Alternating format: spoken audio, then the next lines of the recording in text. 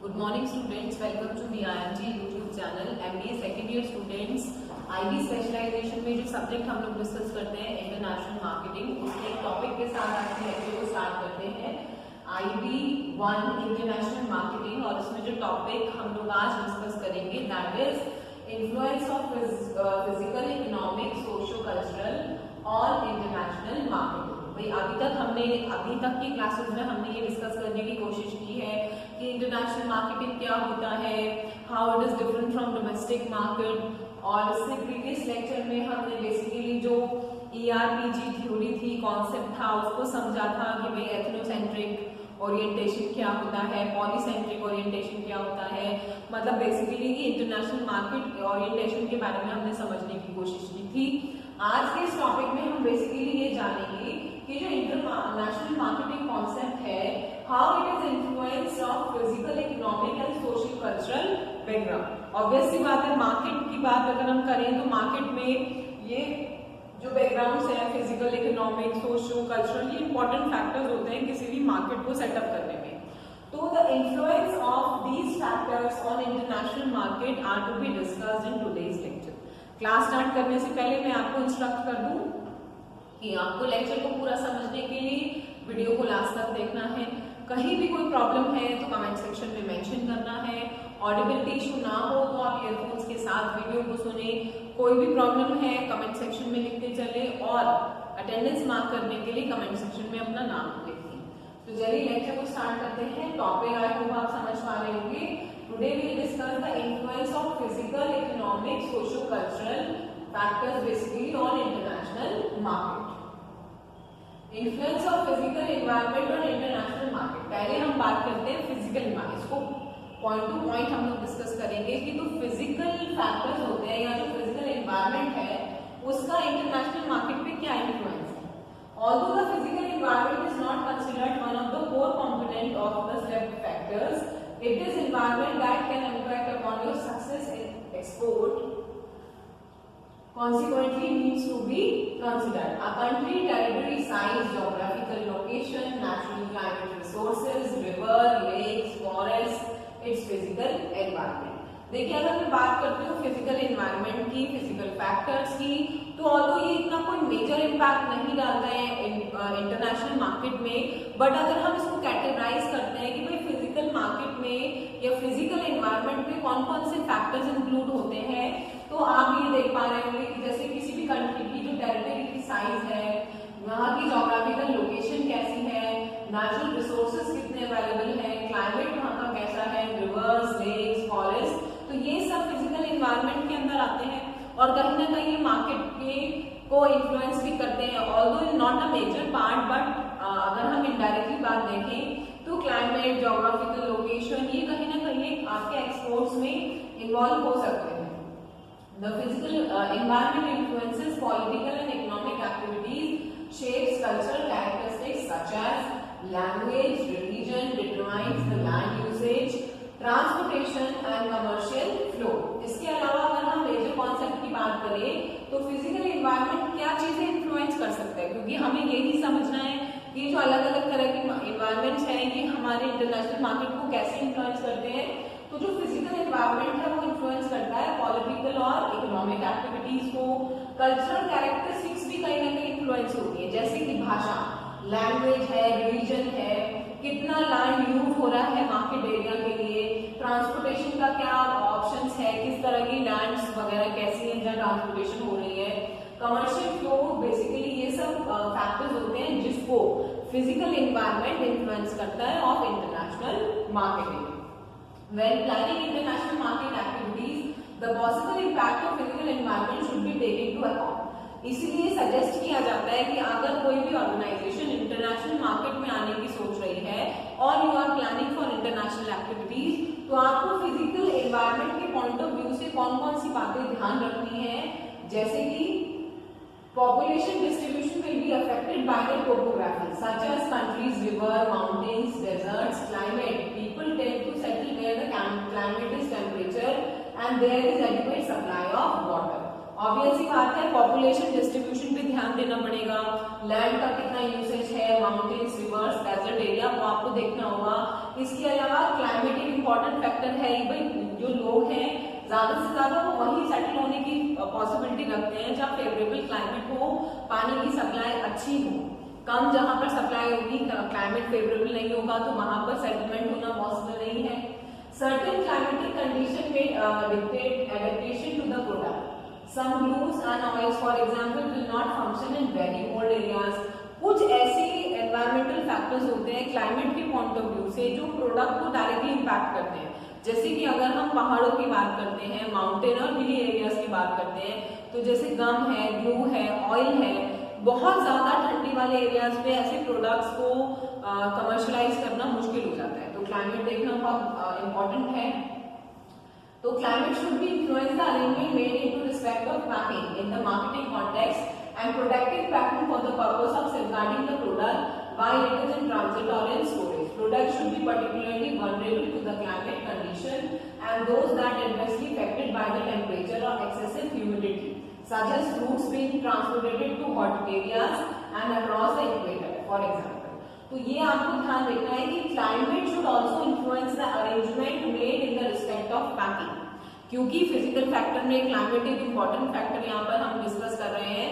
तो इसके लिए पैकिंग, जो मार्केट कॉन्टेक्स्ट की मैं बात करूं तो पैकेजिंग जो है उस पर एक इम्पॉर्टेंट ध्यान दिया जाता है कि उनकी जो स्टोरेज है, जो उनकी पैकिंग है वो सेफगार्ड पॉइंट ऑफ व्यू से की जाती है, क्लाइमेटिक कंडीशंस को देखकर कि बहुत ज्यादा कोल्ड अगर एरिया है, बहुत ज्यादा ठंडा कोई जगह है, तो जो भी वनरेबल प्रोडक्ट्स होते हैं उनको उसी हिसाब से पैक किया जाता है, सेफगार्ड पॉइंट ऑफ व्यू से, प्रोटेक्शन पॉइंट ऑफ व्यू से, कि उनकी ट्रांसपोर्टेशन ट्रांजिट अच्छे से हो जाए और वो प्रॉपर तरीके से कंजम्पशंस में आ जाए।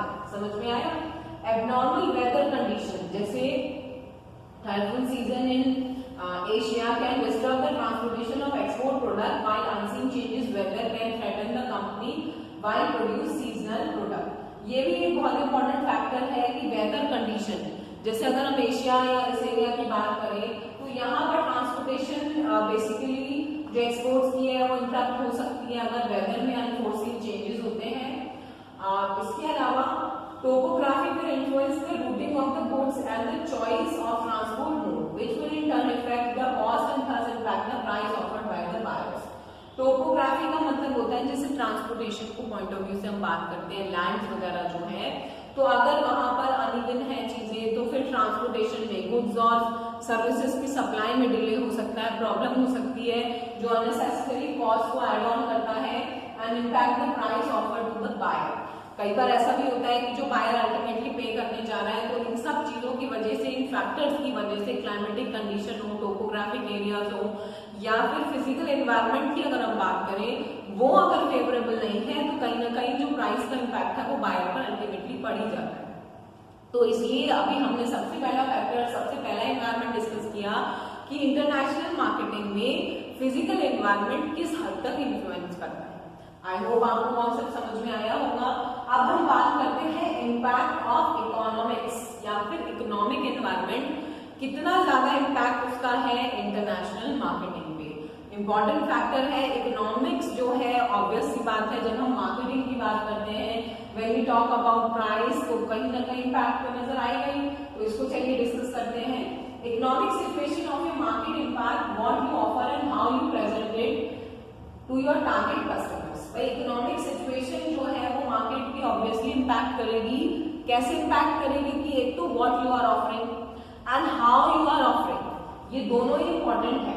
What you offer and how you present it to the customers. For international marketing, economics of the target market as well as international economy affects your marketing strategy. Simple सी बात है, अगर हम international marketing की बात करें या normal domestic marketing में भी देखें, तो जो आपकी मार्केटिंग स्ट्रैटेजी है वो आपके इकोनॉमिक्स, बेसिकली क्या होता है कि इंटरनेशनल इकोनॉमी को या डोमेस्टिक इकोनॉमी को भी इम्पैक्ट करेगी ही करेगी। जैसी आपकी मार्केटिंग स्ट्रैटेजी रहेगी उसी हिसाब से आपकी इकोनॉमिक स्ट्रैटेजी इम्पैक्ट होती ही है। While the international economic framework limits your ability to produce, ship and distribute your product, though cost and regularity constraints, an effective international strategy take both local and international economic conditions into account. तो ये हमें ध्यान रखना है कि भाई जब भी आप इंटरनेशनल मार्केट की बात करें, लोकल इकोनॉमी और इंटरनेशनल इकोनॉमी दोनों को ही आपको ध्यान में रखते हुए अपनी स्ट्रैटेजी को प्लान करना है। इकोनॉमिक स्ट्रैटेजीज इंपैक्ट होती है अगर आपकी इंटरनेशनल स्ट्रैटेजी या फिर डोमेस्टिक या local market strategy properly settled नहीं है।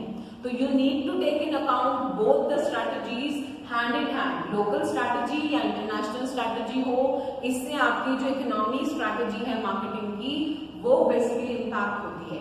अब वो कैसे कैसे इंपैक्ट होती है उसको हम डिस्कस करते हैं। जैसे सबसे पहले बात करते हैं प्रोडक्ट की। Your international marketing of goods may be successful in Western economy that have similar economic structure to United States, but it will fail in developing markets to make adjustment. You have to adapt your product to the local economies. A product you market as environmentally friendly may not be revealed as a subsistence economy. Product that saves energy will not sell if energy is subsidized or inexpensive in the foreign market. You may offer the same product internationally as you do in the United States, but globally marketing has to change your product to make economic sense of the foreign economy. बच्चों इसको बहुत example के through समझाया गया है कि अगर हम प्रोडक्ट का एग्जाम्पल लेते हैं, इंटरनेशनल मार्केटिंग में वही प्रोडक्ट सक्सेसफुल बिक सकते हैं जो वेस्टर्न या बेसिकली ऐसी इकोनॉमीज में जिनका इकोनॉमिक स्ट्रक्चर, जैसे वेस्टर्न इकोनॉमी की बात करती हूँ तो वहां की इकोनॉमी का स्ट्रक्चर यूएस इकोनॉमी जैसा है, तो वहां पर उस तरह के प्रोडक्ट को सेल करना, कमर्शलाइज करना इजी हो जाता है। बट अगर आप उसी तरह के प्रोडक्ट अदर इकोनॉमी में या ग्लोबली सेल करेंगे तो जरूरी नहीं है कि वहां पर भी आपका प्रोडक्ट कमर्शलाइज उतनी अच्छी तरीके से हो जैसा कि यूएस में वेस्टर्न इकोनॉमीज में चीजें चल रही हैं, क्योंकि वहां का इकोनॉमिक स्ट्रक्चर वहां की जैसा नहीं है। जिन जगहों का इकोनॉमिक स्ट्रक्चर सिमिलर होता है वहां पर प्रोडक्ट को सेल करना, मार्केट करना इजी हो जाता है। बट अगर इकोनॉमिक स्ट्रक्चर्स अलग अलग है तो वहां चीजें फेवरेबल नहीं होती।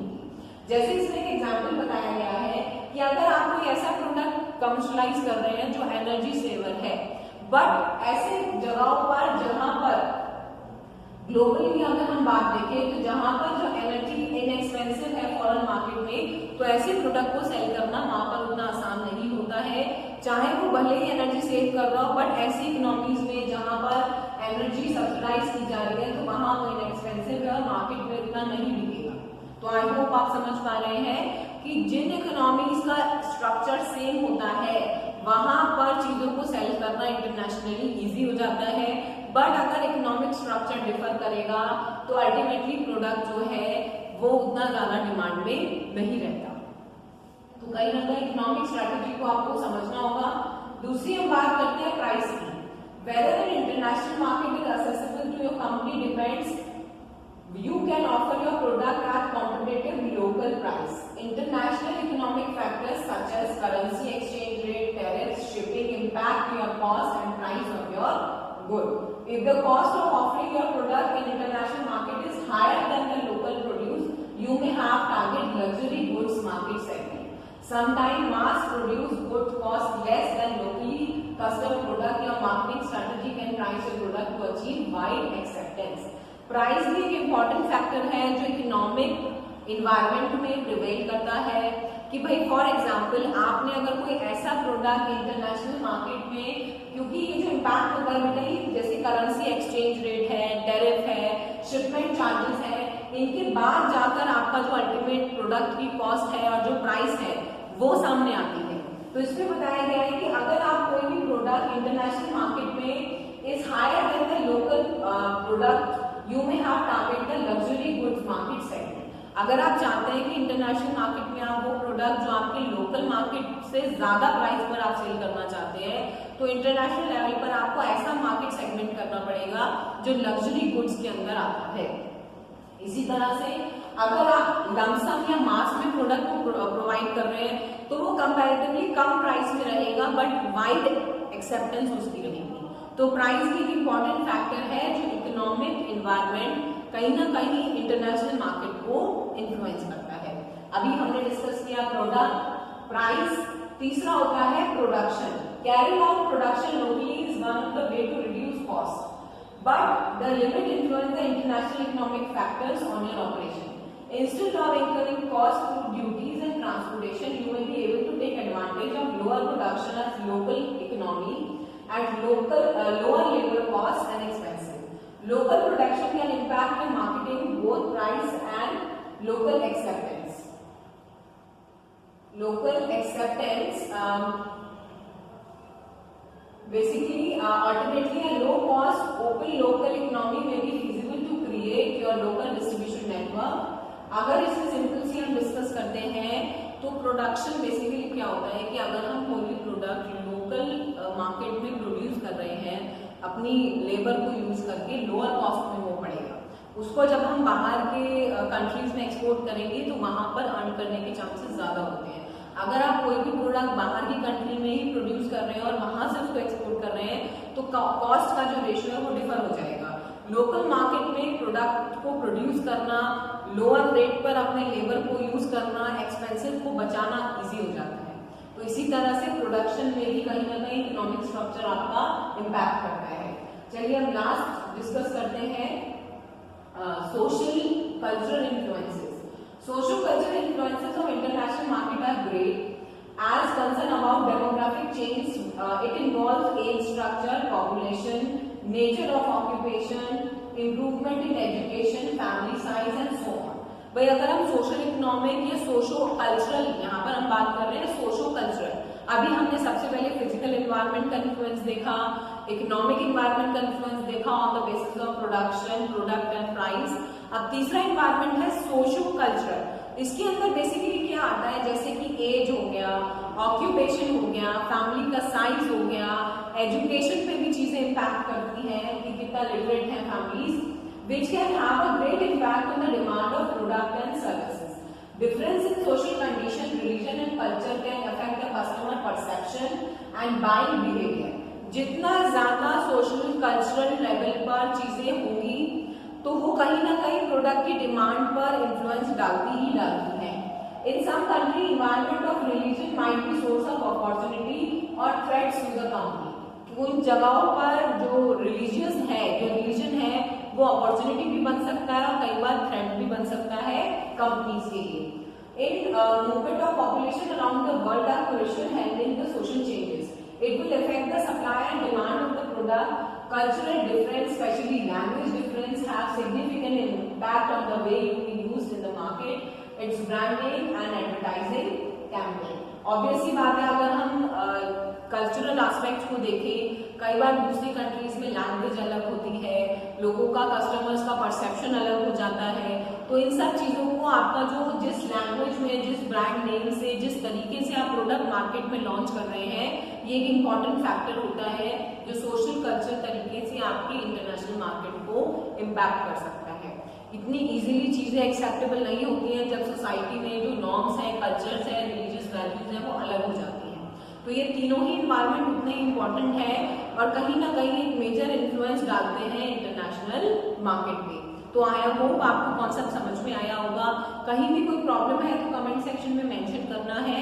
इस लेक्चर के साथ ये जो नोट्स हैं वो इसके साथ अटैच्ड हैं, जिससे आप इन्हें वर्ड टू वर्ड फॉलो कर सकें और जो आपकी प्रॉब्लम्स हैं उसको आप सॉल्व कर सकें। आई होप कॉन्सेप्ट आपको क्लियरली समझ आ गया। Thank you so much.